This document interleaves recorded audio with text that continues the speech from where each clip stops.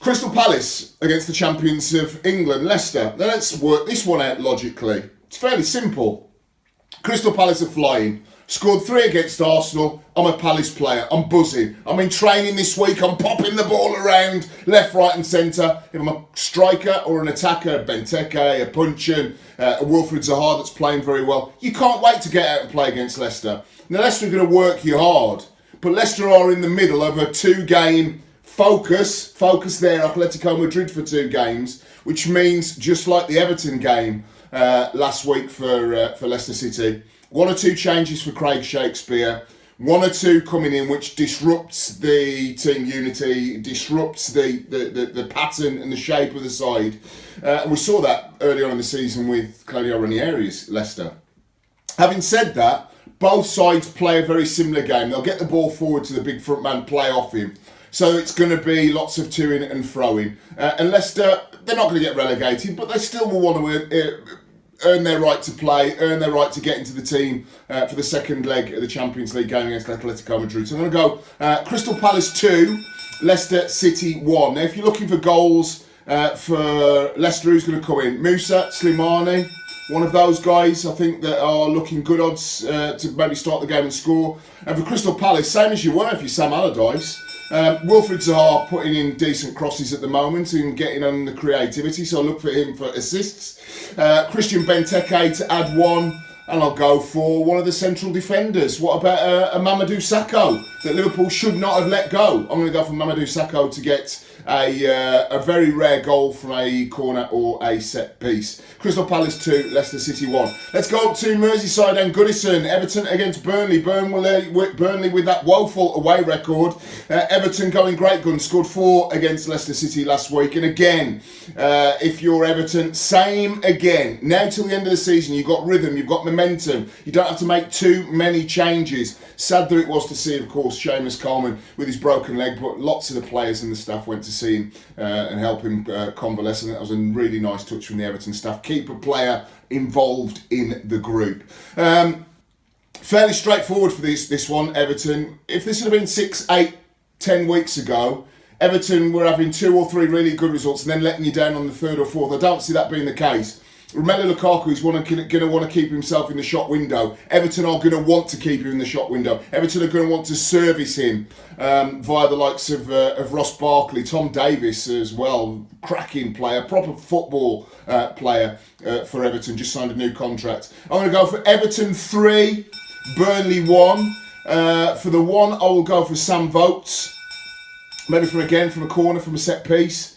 But it's going to be a lot of territory, a lot of ball Everton are going to have. Romelu Lukaku, you can't really go much wrong if you say a brace, can you, for Lukaku? And maybe Tom Davies, he scored a cracker early on in the season, maybe him weighing in with a goal for the Toffees. Everton 3, Burnley 1. Stoke against Hull, this will not be a classic.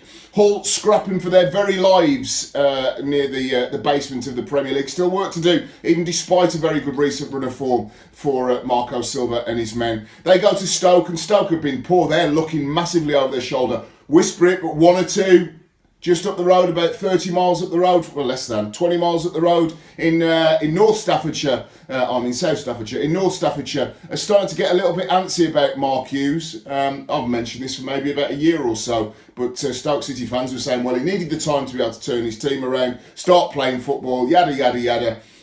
Is he a great manager? Will he ever be a great manager? Not for me. I'm going to go for Stoke City 1, Arnautovic. Hull City 1, Hernandez. A ball draw near the bottom, but a point closer to safety for both teams. Sunderland, they face West Ham United, a very similar game. We're starting to get to the prickly end of the season, whereby if you're near the bottom, if you're not playing well, you're just trying to eke out results. You're not looking at your own personal performance and saying, I'm going to go and score 2 or 3 today, which you might be if you're near the top of the table. You are struggling. So you're struggling for form. You're grinding out results or trying to. For Sunderland, this is very much last chance saloon. I do believe that they'll get a point against West Ham. Very good result for West Ham United, of course, last weekend against Swansea. I think that one more result will take them to, 39 points? virtually there for West Ham, so they can see the finishing line in sight. I think they'll get a point. I think that big Andy Carroll, Geordie, against the Black Cats, of course, he'll be extra motivated. Another thing to put into your thinking when perhaps placing a bet on first scorer. Geordie wants to go out, do it against the red and white. Sunderland, Jermaine Defoe needs to get back on scoring track. He will be involved, I have no doubt, in England's 2 games. I think we face Scotland and France in the summer. So he needs to keep ticking over with goals. I think he'll do that. So Sunderland 1, West Ham United 1. Jermaine Defoe for Sunderland, Andy Carroll for West Ham. Watford against Swansea. Disappointing result last weekend for Swansea City. They are on the slide again and looking the most likely after Sunderland and Middlesbrough that I feel the bell. Can we ring the bell? Ding, ding, ding, ding. I think the bell's done for Middlesbrough and for Sunderland. But what about Swansea? Need to go to Watford and win for me. Got some tough games coming up against anybody in the Premier League. It's no good saying tough games, but ideally you don't want to face teams that are chasing Europe, chasing the title, or in a relegation scrap themselves. I think Swansea have a mixture of teams. They face a Watford that I've found it very difficult to predict this season, I have to be honest.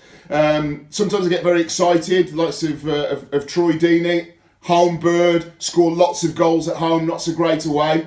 But against Swansea City, that will have to go out against them, that haven't been scoring lots of goals recently, I'm gonna go for Watford solidly. It's the kind of game that they turn up in. I'm gonna go for Watford 2, Swansea 1. If you're looking for goal scorers, looking for a bit of value, crikey. I mean, Llorente has to get back on the scoring sheet. It might be a game that suits him. Long balls up to him, he holds it up, lays it off. Sounds very obvious, but he's the most likely outlet for the visitors at the weekend. For Watford, Troy Deeney scores the huge bulk of his goals at home. At least one of them will be scored by him this weekend. Watford 2, Swansea 1.